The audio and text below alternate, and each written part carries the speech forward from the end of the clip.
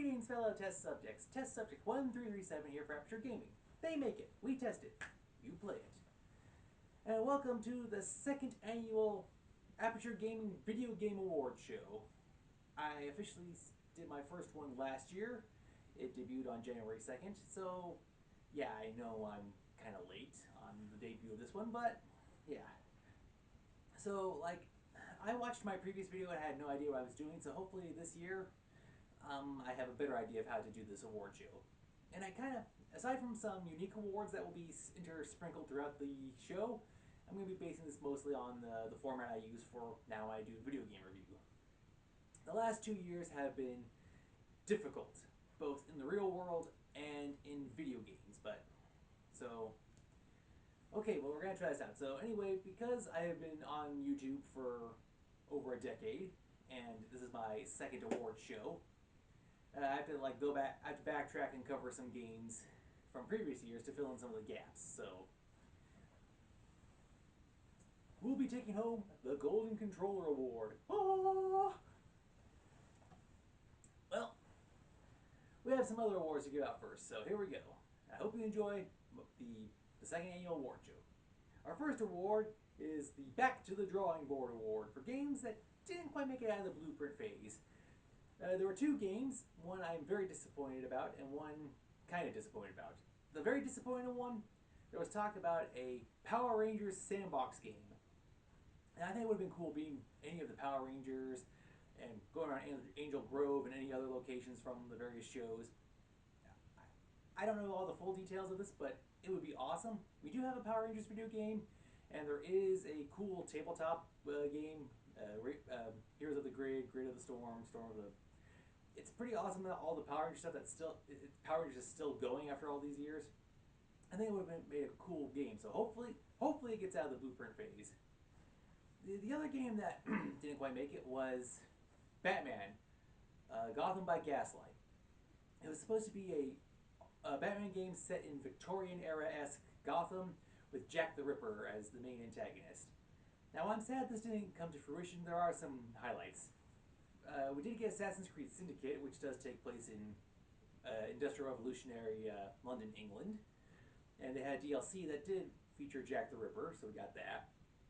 In one of the Arkham games, one of the skins you could unlock was the Gotham by Gaslight, so technically you could play around in the game with that skin, so it would kind of be the game. And thirdly, the DC animated universe did give us the Gotham by Gaslight film, so we kind of get it per se. Alright, anyway, moving on. So now we go from video games that didn't make it to games that have been promised. The Vaporware of the Year Award. These games were either promised to us either by ending scene, special unlock ending scene, or by commentary by people who developed the game. So there's some games on here that I've talked about before, but there's some other ones. Let's see, so the Vaporware Award goes to Beautiful Joe 3, Mark Echo's Gain of Contents Under Pressure number 2, Half-Life 2, Episode 3, Beyond Good and Evil 2, and Sly Cooper 5. I have played all of the predecessors for these games, so hopefully we'll get them sooner or later. Alright, so we had games that don't exist, that never were made. Games that have been promised but still don't exist. Now we move on to games that exist but are buggy. These games, they're out, but they need a little work in some spots. First off, the poster child of buggy games, Cyberpunk 2077. It gets that award. And the other one is Red Dead Redemption 2 Online. I've got the game, and the game, it is fun. And sometimes when they do an update, it'll add in a whole bunch of stuff, but there's a couple of bugs. Nothing game-breaking like its predecessor, but still. There's actually an old, I think, Hasbro game called Ants in the Pants. You flip plastic ants into a giant pair of overalls. So yeah, the Ants in the Pants Buggy Game Award goes to those two games. Alright, now, we covered all this. Last year, the video game industry, they like to have their series, all these ongoing long stories. But every once in a while they come out with new games, which are pretty cool. And so I'd say the new game... Oh, here we go. Now we're on to the Golden Controller Awards. The new game of the year goes to Biomutant. Yeah, this game, it looked interesting. I mean, you get to play as a cat, and yeah, so it wins the award for Best New Game of the Year. Now, aside from the new games, as I aforementioned, some games are sequels or part of series, so the award for the Best Sequels of the Year, it goes to 3 games. It goes to Ratchet and Clank Rift Apart, Psychonauts 2, and Hitman 3. Now, as I said, you have the new games, you have the series, and then you have the re-games. So this will be the re-awards, the re-awards section. These are games that have either been remade, repackaged, redone, combined into collections, rebooted. There's a whole lot. And this year and the past couple of years, there's been several of those.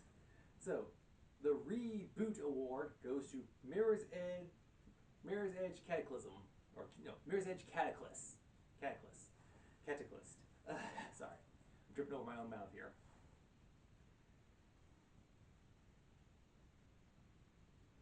Yeah, Mirror's Edge Catalyst. Yeah, sorry, I am sorry about that. Okay, so Mirror's Edge Catalyst wins the reboot of the year because it had its main game and then it had a soft reboot a few years later. So yeah. Now the redone award goes to Pokemon Pearl and Diamond. I guess in this case it'd be the Brilliant Pearl and Sparkling Lustrous Diamond. Yeah. But now for the last 3 rewards are all for Zelda-based games. And while 2 of them are good, the third one, well, I'll explain that. The remake of the year goes to Legend of Zelda Skyward Sword. It was remade for the Switch, and it actually featured a brand new amiibo of Princess Zelda and a Loftwing, which was so popular it sold out like that, and then of course, to resell it, the price was ridiculously high. But fortunately, I was able to grab one at a, normal price.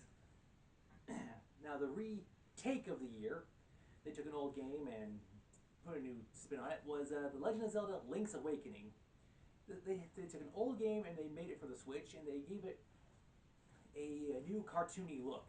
This is the second time Link has been done in a cartoony fashion, and honestly, I wouldn't mind seeing this for some of the other titles, like Link to the Past, or Oracle of Seasons, Oracle of Ages. I'd like to see more of these transfer to the Switch. Heck, even the original one would be interesting to see that. And speaking of cartoony, the re-break of the year goes to the Nintendo Wii U edition of The Legend of Zelda The Wind Waker. I played the GameCube version and I loved it. It was great. It was the first time we got Toon Link, which had mixed results from the fan base. Now, when it went from GameCube to Wii U, that's when we had a problem. So in the game, you had to collect pieces of the Triforce. And when it was transferred to the Wii U, I think there was like originally 7 pieces, but when it went to the Wii U, they slashed it down to like maybe you only had to get 3 or 4. So it's like, wait, so when you update the game and stuff and put it on a new console, you take out content? That doesn't make any sense. So yeah, that game doesn't get this award. Does it get the controller? No. Shame on you, Zelda. Shame on you, Nintendo, for doing that. Alright, the next two awards go to the same game. First off, the Best Story Award goes to Guardians of the Galaxy, that recently just came out. Yeah, it's great to see the Guardians of the Galaxy turn around space and having to deal with the nonsense of both having to pay off their bills and save the universe at the same time, or the galaxy at the same time. And as I said, they also win the Best Graphics Award. The characters look great, and it's great how they have the variety of environments.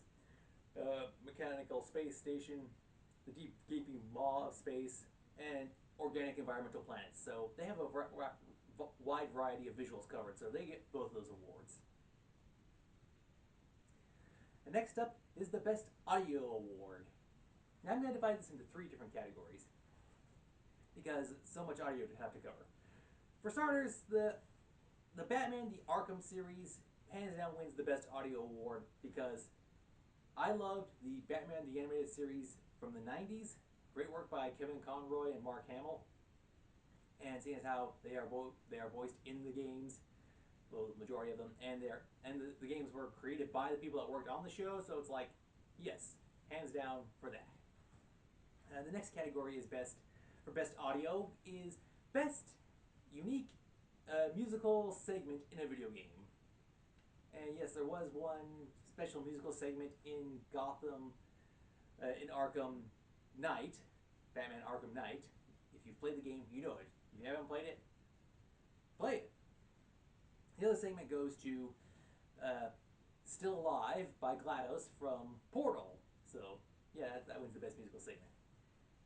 And finally, for best soundtracks in the audio category, while Guitar Hero and Rock Band, they will forever have that category locked up because of all the music they provided, both in the game and for DLC. There's a couple other games that did a pretty good job of that. There was Brutal Legend, also had a great musical soundtrack. And then, let's see, who else we got here?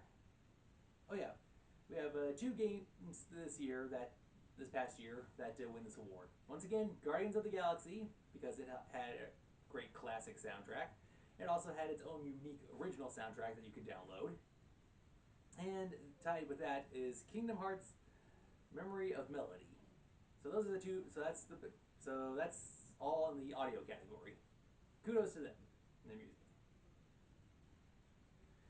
All right, the next award is the Gaming Globally Award.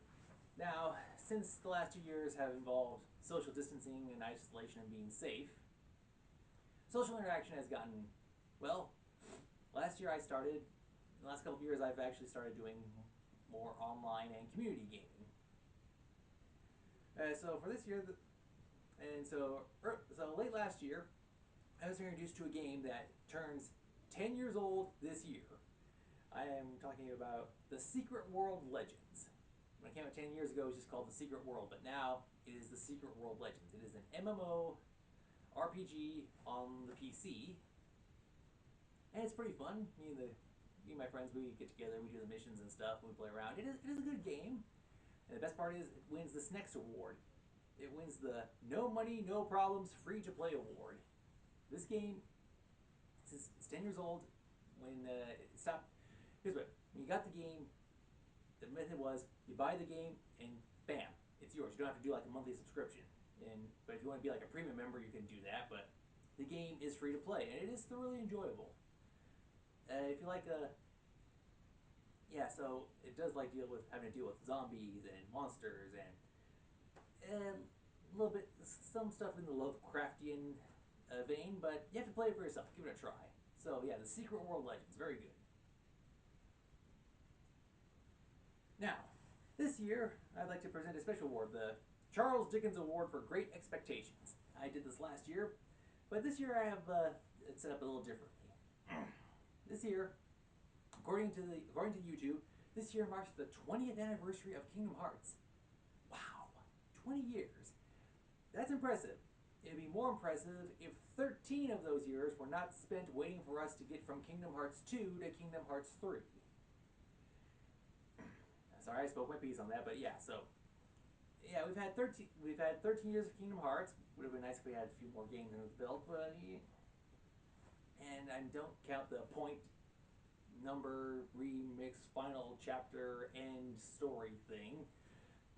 Yeah, you get what I mean. But yeah, so Kingdom Hearts, it's their 20th anniversary, so hopefully there's been some rumors, speculations, and talks that there might be something big happening for the 20th anniversary. That'd be pretty cool. So I have great hopes and expectations for that.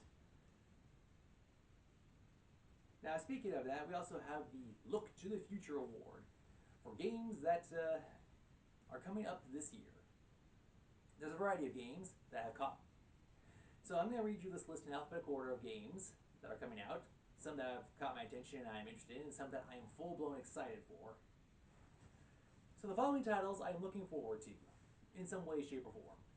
Advanced Wars 1 and 2 Reboot Camp, Ghostwire Tokyo, God of War Ragnarok, Gotham Knights, Horizon Forbidden West, Kirby and the Forgotten Land, Lego Star Wars The Skywalker Saga, Mario plus Rabbids Spark of Hope, Metal Slug Tactics, Pokemon Legends, and I apologize if I'm butchering this, Arceus, Arceus.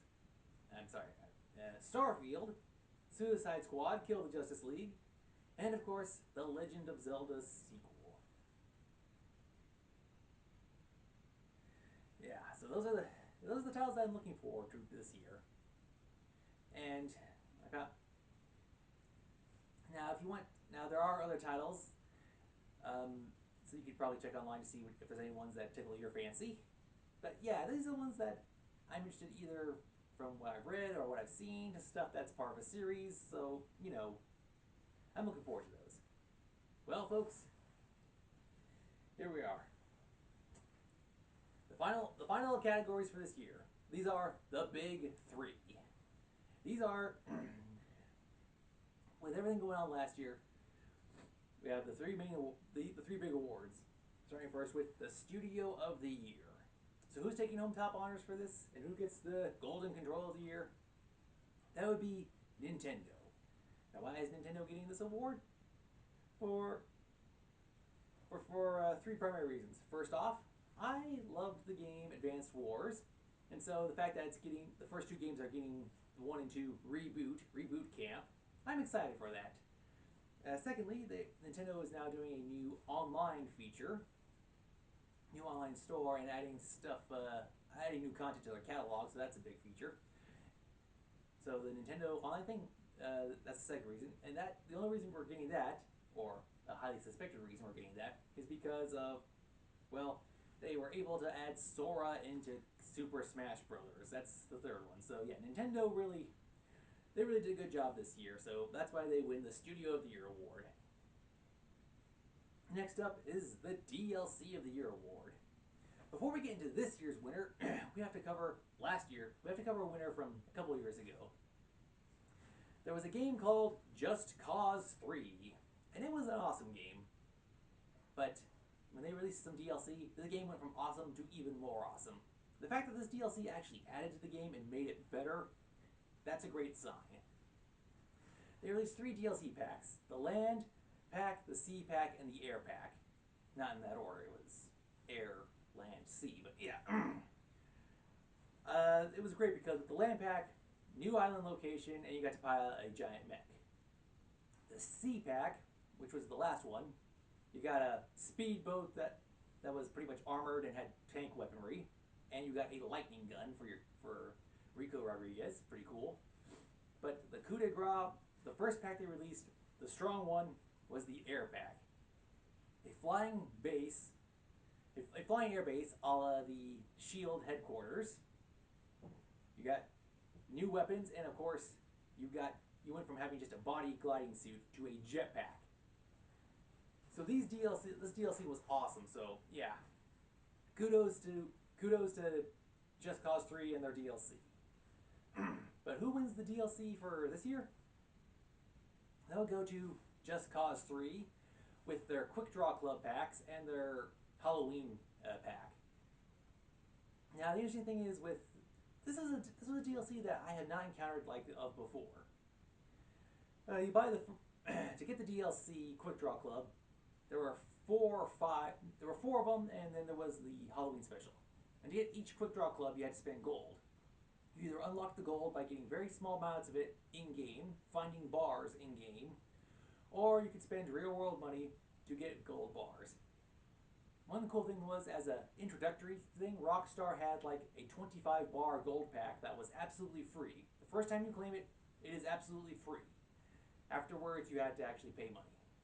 That's a cool gift introduction right there.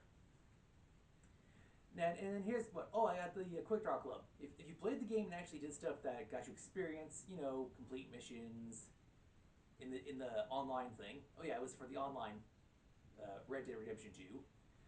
If you actually did stuff like the Moonshine missions or the Bounty Hunter, anything that got you experience in-game. By doing that, you can unlock like a cool outfit or a paint job or gold bricks. You could actually earn back the gold that you spent to buy the Quick Draw Club. And if you complete the whole thing, you got your gold back. And while playing the game, you even got more gold. So this is pretty cool. The fact, a paid DLC that you could actually get your money back for, For that was amazing to me. That is a great strategy. We make you pay for the DLC, but there's a chance for you to earn the money back. Definitely a good business strategy. I like the way that works.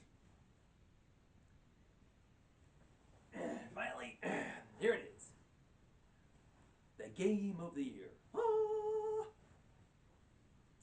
I had to think a good while on this one. Which game really was the game of the year? It actually came down between two games, and there are many factors involved.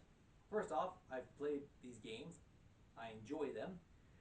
They have, and they've each had like a good amount of time between like releases.